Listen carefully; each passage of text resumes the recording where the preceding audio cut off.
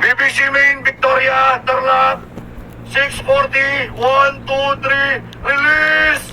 Release! O, dahan-dahan lang ha, dahan-dahan lang. Ayan po, good morning po mga idol. Ayan po mga ibon nyo, napakarami! Napakarami! BBC Main! BBC Main, bagikabog! Bagikabog! Ayan po sila, napakaraming ibon! Napakarami! O, kabugin nyo, kabugin nyo! Napakaraming ibon po niyan mga idol. Ayan po sila, napakarami, sobrang daming ibon. O, kabugin nyo, kabugin nyo. Kabugin nyo sa likod, kabugin nyo.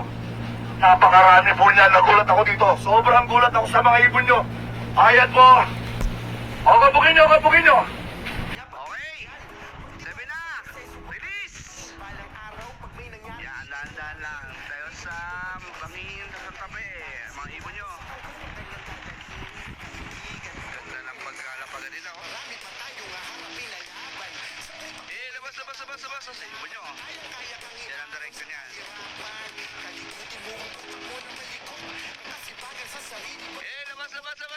Labas.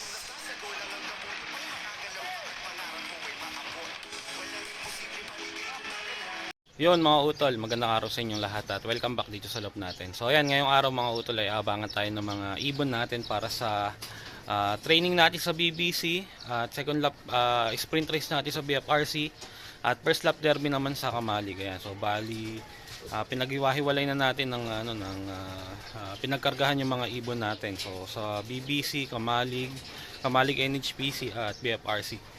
At ayan, magkakaiba ng release point yon. So ang unang darating ay yung mga ibon natin sa BBC dahil ang release point ay Victoria Tarlac. Pinawalan yung mga ibon kaninang 6:40.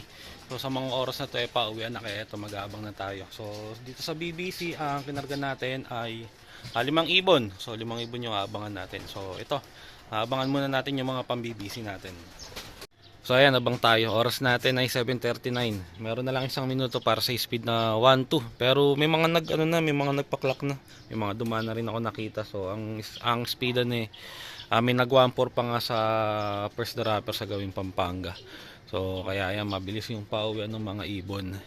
So ayan, 6 nga aabangan natin at yung mga ibon natin sa BBC ayun, ni-expect ko hindi na naman ganun ka patuloy yung magiging uwi natin dahil nung mga nakakaraan ang pangit ng pauwi natin sa training ng BBC. So hindi maganda yung pauwi natin sa gawing kaliwa Ayan. Pero yun nga, yung mga young bird natin ng BBC puro sa BBC na natin kinakarga. Tapos yung iba nga nasa BFRC saka sa NHPC Kamalig.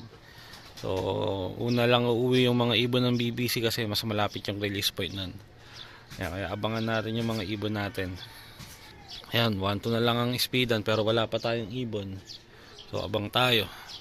So ito mga utol, first bird natin, si Puti. So ayan, ngayon nauna si Puti. Sa 6 siya yung first bird. Nasaan na? Ito, ayan. So first bird natin ngayon si Puti. Talagang nauungusan niya yung mga young bird natin yung mga young bird natin sila itong mga praktisado sa liparan nadadaig sila ni Puti. Ayan si Puti pura lipad. Ayan, yung 5 wala pa, 5 young bird wala pa, 5 young bird isang old bird yan 5 nga yung young bird natin, nag-iisang old bird tong si Puti kasi nga bumalik lang sa atin to. Ayan, wala pa tayo ni isang young bird si Puti. Si Puti pa lang. Ayan. Doon bumaba. Ayun lang, doon bumaba si Puti. So ayun, nakakaisa pa lang tayo sa 5. Ang pangit talaga ng pauwi natin pagka sa gawing kaliwaan training. So, hindi pa nakakapag-adjust yung mga ibon natin Sa tuwing magka-training na lang tayo ng ng mga ibon natin sa BBC, ganyan yung nagiging uwi nila. Pero pagka gawing Nueva Ecija, gawing gitna ang release, okay naman yung nagiging uwi nila. Kasi yun nga, si Puti ang nauuna. Ayan, ayaw pang pumasok ni Puti. Ayun, ito may isa ayan, ito young bird natin to. Ito yung blue bar white light na kulang-kulang pakpak no nakaraan. galing ng south. Yun na nga nangyayari, nabibiyabit sila. Doon pa. Ayan, yung second bird natin. Bira. Ang pangit ng training talaga natin sa BBC, nabibitbit lagi ibon natin. Kahit si puti, sa likod ko na rin siya nakita lumabas eh. Kasi yung second bird sa likod din. Malamang yung ibang ibon natin, yung apat nandun na din, nasa likod. Hindi sila bumabaklas, hindi sanay bumaklas yung mga ibon natin. Sobrang dami siguro ng ibon sa BBC. Ayan, ito, napapansin ko, maganda yung uwi na ito. Ayan, bali, dalawa sa anim, apat pa yung kulang natin. Ayan, ito, third bird. Ayan, ngayon lang tayo nasundan. Bali, 7:54, dumating siya. Ayan.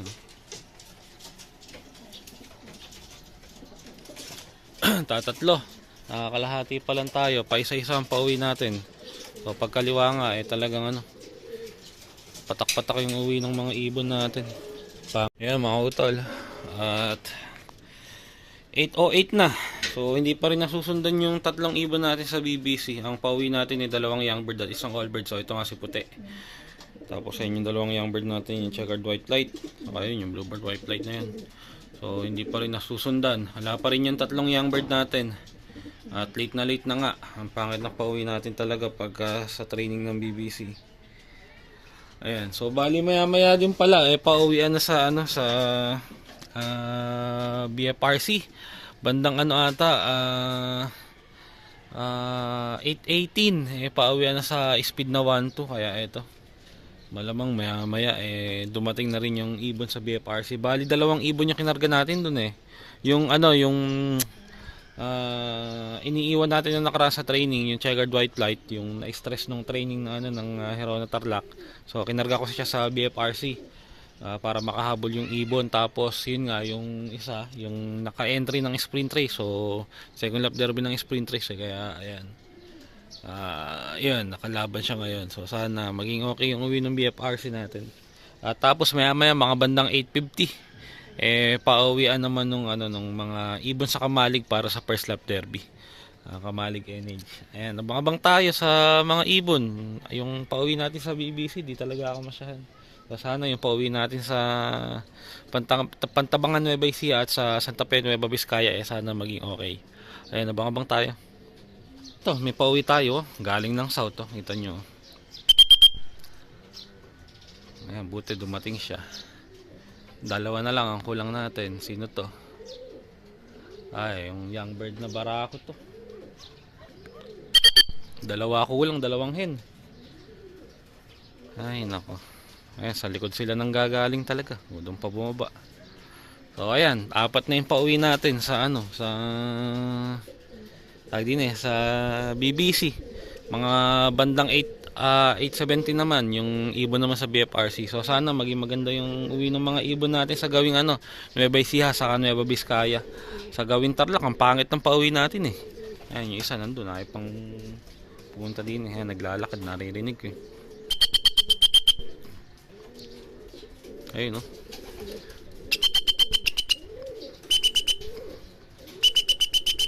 pasok na. Baka datnang kapad ng BFRC. Bumaba sa taas imbis na dumiretso na dito. Ayan, apat, kulang pa tayo ng dalawa sa BBC. Pangit talaga ng pauwi natin. Ayan, so apat. At maya antabayan na natin yung ibon sa BFRC saka sa Kamalig saka NH. Ito na yung ibon natin, entry natin sa BF. Entry nga ba natin to? Hindi. Hoy, isang natin to. Isang BBC natin. Sumabay siya sa pauwian ng BF. 2 minutes na lang pauwian sa speed na 1-2 may mga rumonda pa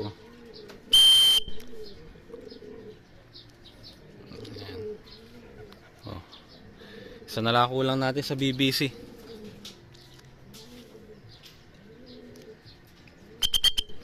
Ayan. Lahat dumating na rin yung BF natin. Ano ata, na-late pa yung ibon natin sa BF. Pumangit yung uwi niya, ganda ng standing niya. Ito, galing sa likod. Ay, nako, galing sa likod, na overshoot.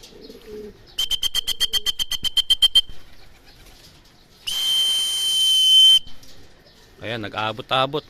Pambihira talaga.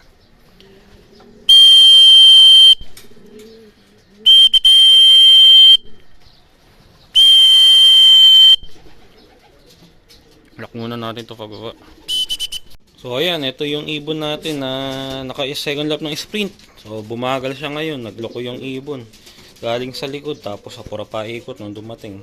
1170 plus na lang speed niya. So mabagal na lang. Sayang, nakaranking pa naman siya ng first lap dahil third place siya ng first lap eh. So ayan, sayang. Laki nung nawala sa kanya. So, kulang pa tayo ng isa sa BF. Yung training natin, wala pa.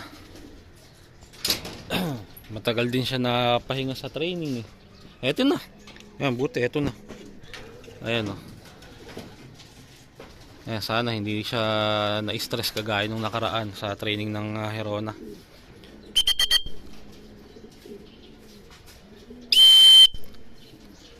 Ayun. Meron pa isa, meron tayong pauwi. Ano to? Yung BBC, kompleto na yung BBC natin. NH na lang yung aabangan natin, mga bandang 8:50 yun. Ayan, buti umuwi siya ng maayos ngayon. Dalawang training siya hindi na ikarga, tatlong training yung hindi niya nakargahan. So ayan, buti ngayon okay naman yung uwi niya. Ayan. Ay, last bird natin sa BBC.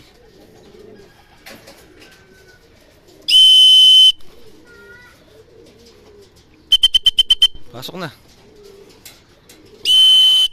Ayan, galing din ng south to. Malamang nga, napunta pa sila ng gawing Manila. Ayan, hindi pa makabakal si ibon natin eh. Ayan, tas ito, pumangit pa yung uwi. Ay, sayang yung ranking niya ng first lap. Rank number 3 pa naman siya ng first lap eh. Eh ngayon, ayan, nagloko. Ayan, bali ang pauwi natin na 1, 2, 3, 4, 5, 6, 7, 8. So, kulang na nga lang tayo ng 5 dahil yung 5 natin sa NHPC nakakarga sa NH Kamalig. So, first lap derby ng Kamalig, training ng NH yun. So, 4 yung naka-derby natin sa Kamalig at isa yung naka-training natin doon. So ayan, abang-abang tayo dun sa maya-maya pa pala yun, mga bandang 8:50 yung pauwian sa speed na 1-2 eh. Kaya ayun, maya-maya abangan natin yung mga ibon dahil ang oras natin 8:22 pa lang. So yun, balikan ko na lang kayo maya-maya mga utol. So ayan, ang oras natin ay 8:49 na. 1 minuto na lang para sa speed na 1-2. Kaya ito, mag-aabang na rin tayo ng mga ibon natin sa Kamalig NH. So first lap derby nga to ng Kamalig. Training naman para sa NH. So isa lang yung training natin, tapos 4 yung naka-derby natin yung young bird ng Kamalig NH. So naka-double kasi yun, combine. So kaya ayan, double young bird yun. Yung NH kasi next week pa yung derby. So yung Kamalig ngayon. Kaya ito, habang tayo. So may mga nagpaklak na sa mga first dropper. Kaya ito, mag-aabang na tayo ng mga ibon natin. First time natin sila ikarga sa sa truck ng NH. So tapos yung release nga malayo na sa top eh. So first time din nila yung ganong kalayong release point, pero sana kayanin ng mga ibon natin. Sana wag naman silang manibago. Mag-clock sana yung mga ibon natin. So abang-abang tayo. Sakto 1-2 ang speedan dito sa atin. May mga nagpaklak 1-2 ng speedan, 1-2 plus. So in-expect ko hindi naman sasabay ng ganong katulin yung mga ibon natin dahil first timer nga nila sa track ng NH. So ang importante lang sa akin mag-clock kasi nga first lap derby. So abang-abang tayo. So ito, may ibon na tayo, first bird natin. Ayan, kulang-kulang 1-2 yung speed niya. Ayan, first bird natin sa Santa Fe. Galing na rin likod. Mga taga Manila rin kasi karamihan kasama nila. Galing ng NHPC. Sa club na pala ng NHPC. Eh, may umiikot pa. Ewan ko kung sa atin yun, pero parang hindi. So, ayan, first bird natin. Hindi sa atin yung umiikot na isa. Pasok na! Ayan, first bird natin. Clock natin to pagpasok. Pasok! Ayan, clock natin. 278 39. Ayan, 1161 na lang yung speed niya. Ayan, may first bird na tayo. Ayan, may mga dumano, dami. Ere, second bird. Ayan, yung barako. Ayan, dito lumabas eh. Dalawa na. Naka-entry din to. Isa lang naman yung training natin sa NH. Yung all bird lang. Tapos yung apat, puro derby na yun. Nakakalahati pa lang tayo doon sa mga naka-derby.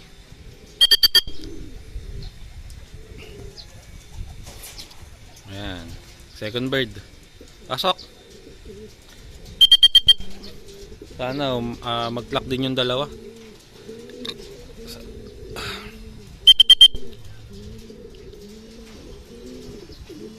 Pasok. Ayan, i-clock na rin natin to. 35 065 065 K3. O yun, 1120. Ayan, third bird natin, yung training. Dalawa na lako lang, yung dalawang entering young bird. Pasok na. Training lang to eh. Ayun nga, sa lima nga, dalawa, isa yung training, apat yung entry. Pasok na, pasok. Ayan, sayang kung yung entry sana yung dumating. Ito lang problema, kahit maliit kasi wala naman siyang laban eh. Training lang siya, kaso yung naunahan pa niya yung dalawa. Pasok! Ayan. South na rin siya galing. Pasok! Ayan, masok na. Ito, natin, fourth bird natin. Ay, isang entry, kulang na lang tayo ng isa, yung checkered white light. Ayun, nag-aalangan akong i-entry yun eh, pero ayun, in-entry ko na kasi sayang, naka-young bird siya. 5 nga talaga yan eh. Young bird din natin ng NH yung isa, yung na-stress nung nakaraan. Kaso hindi ko siya in-entry. Ayun, S-mate yun nung kulang natin eh. Ayun, young bird din niya ng NH kasi hindi ko in-entry. Ayan. Umiinom na siya. Uhaw na uhaw 333 6205. Ayan, 1062 na live speed niya. Kulang na lang tayo ng isa. Ayan mga utol, pinakain na natin yung mga ibon natin. So magpahanggang sa ngayon wala pa rin yung isang kulang natin. Bali ang oras natin 9:34 na. Bandang 10:09 ng cut-off ko sa Kamalig eh. So meron na lang kalahating oras mahigit bago mag-cut-off. So sana dumating pa yung isa natin. At mag-clock pa sana siya. Pero kung magka-cut-off naman yung ibon, sana umuwi pa rin kahit na-cut-off kasi yung NHPC next week pa ang derby nun. So may laban pa siya sa NH. Kamalig, ngayon yung first step kung magpapa-cut-off siya tapos na agad yung laban niya sa Kamalig. Pero yung sa NH next week pa ang start nun. Kaya ayan, sana umuwi pa rin yung ibon kung magpapa-cut off siya. Pero sana may oras pa humabol pa siya at mag-clock. Ayan, yung ibang ibon natin okay naman na. Ayan, nakapagpahinga na sila. Ayan, mga gutom na at magagana naman kumain. Ayan, pati yung hinabol natin sa training okay na talaga, naka-recover na siya. So pinahinga ko nga lang yung ibon, ngayon okay na. So nestmate niya yung kulang natin. Ayan, sayang kung hindi mag-clock yun. So sana umuwi siya. So ayan, tapos na kumain yung mga ibon natin mga utol. At hanggang dito na lang yung video natin. Babalitaan ko na lang kayo kung sakaling uuwi yung isang ibon natin, kung mag-clock pa siya or kung magpapakatop na talaga siya. So ayun, maraming salamat mga utol.